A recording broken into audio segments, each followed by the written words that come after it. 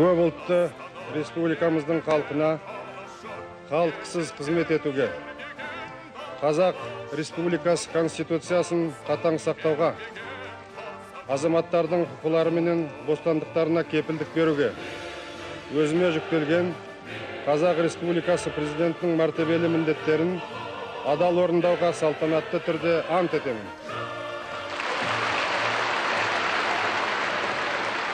Мы, народ, провозглашаем свою независимость, самостоятельность и суверенитет.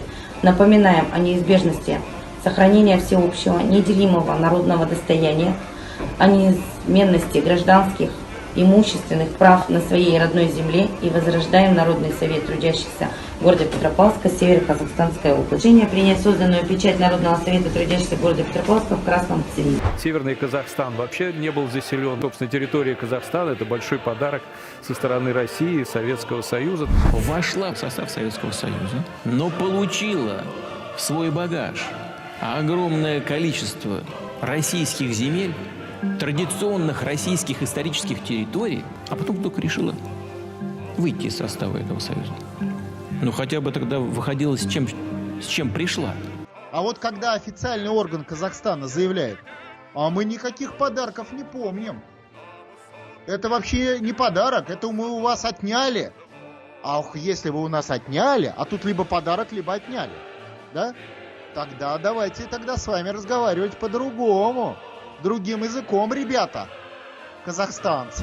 Да Байконур его уже давно зарегистрирован, он, конечно, русский. Там большинство территорий России принадлежит. Еще и даже Екатерина, когда была, она помогала отбиться от джунгаров, казаков помогала.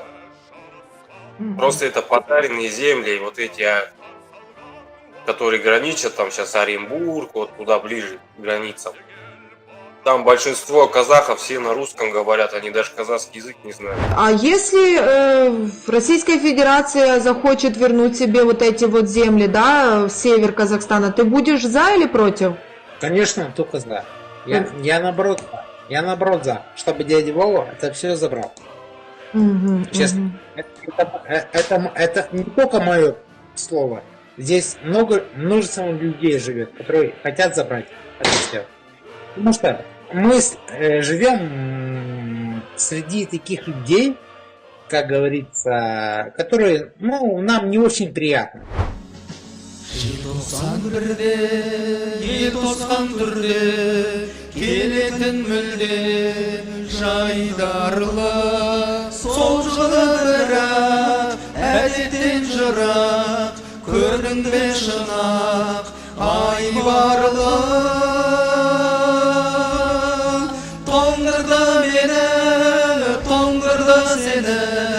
Желтоқсан желі қызғарлы